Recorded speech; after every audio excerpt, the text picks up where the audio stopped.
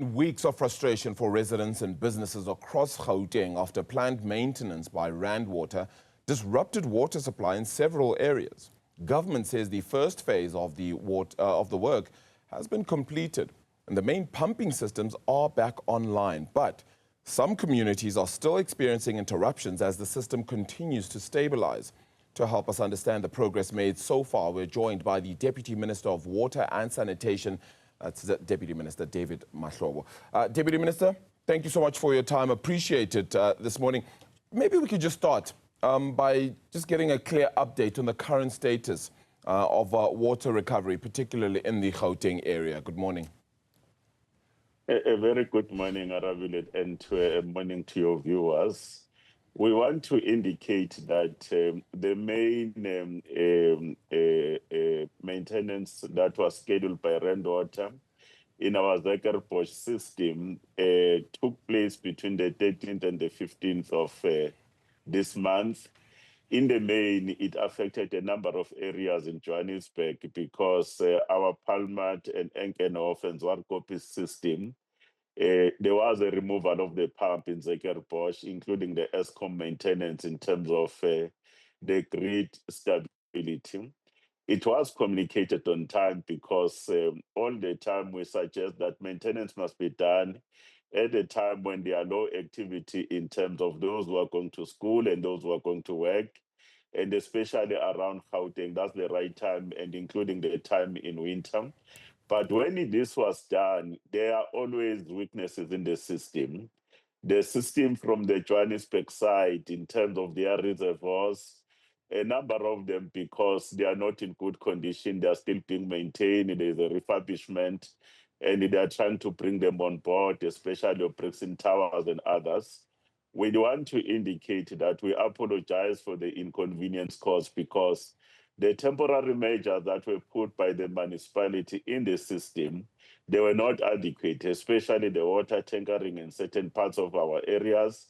But more importantly, there were a number of issues that were experienced. But the maintenance happened on time. Rand Water was able to complete its maintenance within 48 hours. But in a water system, it's not like electricity. It takes time for the system to recover. And in this, it was supposed to take 2 weeks, but most part of Johannesburg, it took only about a week. But Midrand was mostly highly heat. Yesterday, when I got the results, I'm very pleased that a number of reservoirs in the system, including the bypass, they are already above 60, 70%. This is a very good thing. Yeah. The second phase of the maintenance was planned from the 19th to the 21st, where we're supposed to do the isolation of the valves. And then when the Rand Water team was trying to do this work, they discovered that the scouring system to isolate the valves was going to take longer, more than the time that was planned from the 19th to the 21st. Then they abandoned that particular aspect. We'll do it in winter, but there are further maintenance that are going to be done from the 6th of January to the 7th, and then later on the 16th and the 17th. And we hope that this time around, Johannesburg Water will plan much better. There was a meeting between Minister Pemi Majortina, myself, the Premier, the MEC for Gauteng, for Cocta, and the Mayor. We insisted that this plan that is very credible plan, let them share with the citizens. Let that plan be very transparent. The councillors must be informed because they're the closest to the people, including the ward committees and water committees. We must be able to communicate so that we don't inconvenience citizens and they don't know when their system is going to be returning to functionality. Yeah. Thank you so much for that, Deputy Minister. I think that update being very necessary. So this basically means that we could only see full recovery after the 16th to the 17th of January, because there's still going to be these maintenance levels in certain areas. And while a certain area may eventually get full recovery, there are other areas that are facing maintenance too.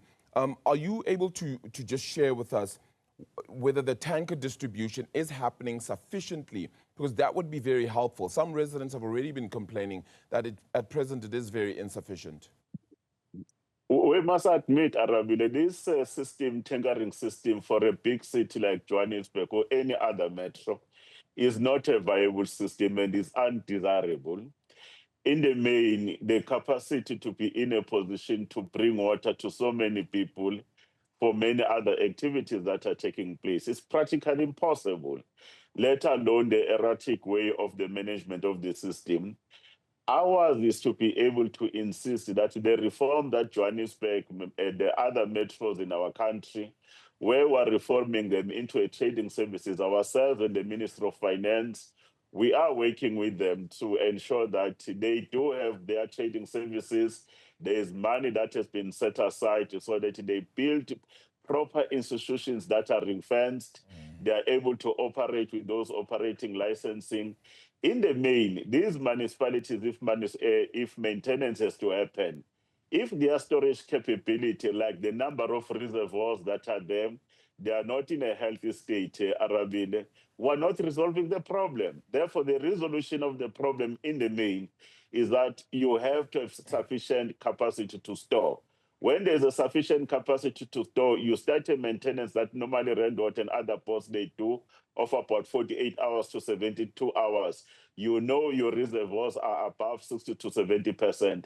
As long as that particular aspect is not attended to, it's a problem. But there is a commitment from all these particular municipalities. But they still have to make a decision. Some of them, they sell water. When they sell the money from the water sales, is not invested back into the infrastructure in terms of operation and maintenance, but also building some of the infrastructure. And as national government, we will insist that action must be taken to ensure that we build that particular capacity.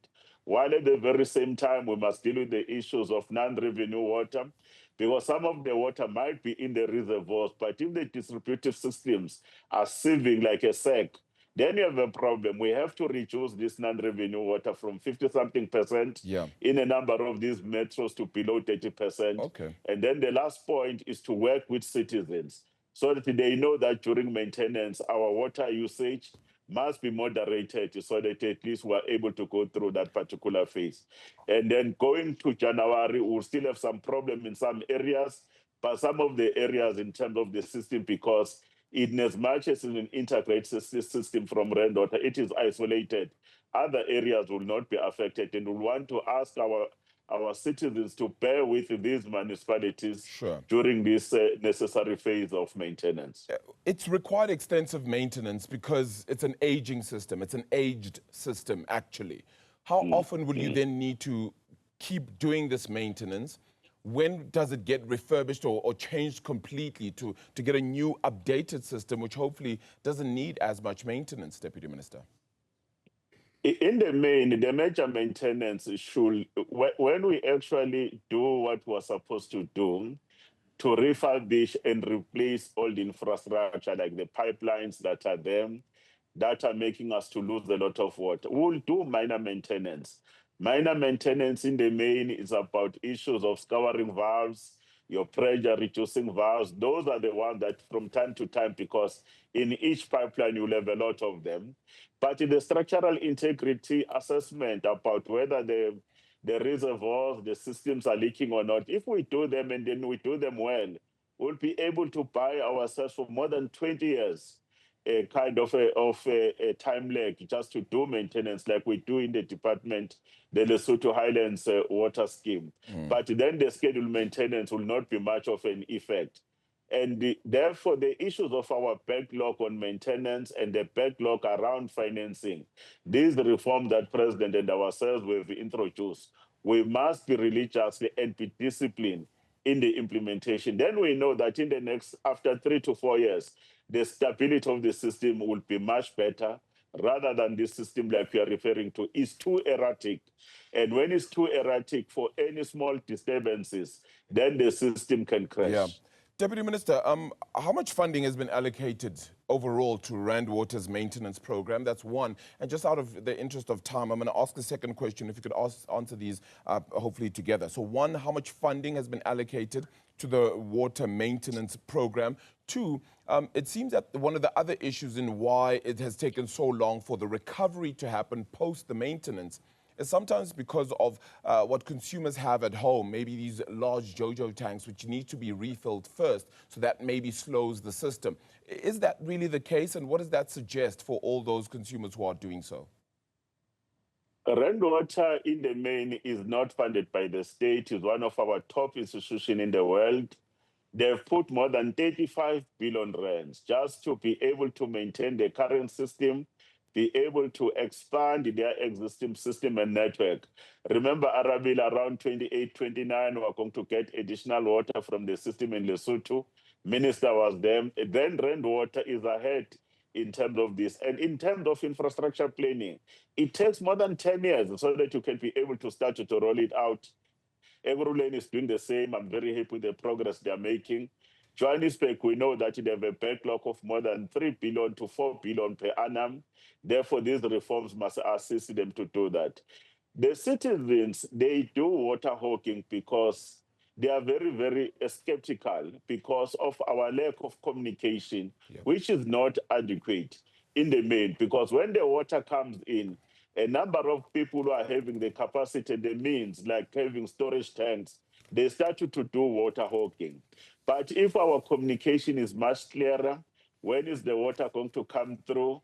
And then we're able to exchange this particular information with them, and we keep our commitment and timelines. We'll be able to change the relationship between water and citizens, because the most vulnerable are those that don't have the means and the resources, like having boreholes and the additional storage facilities. Yeah, going to be very important to be able to get that communication right, and also to ensure that these maintenance fixes that are happening now are long-term and certainly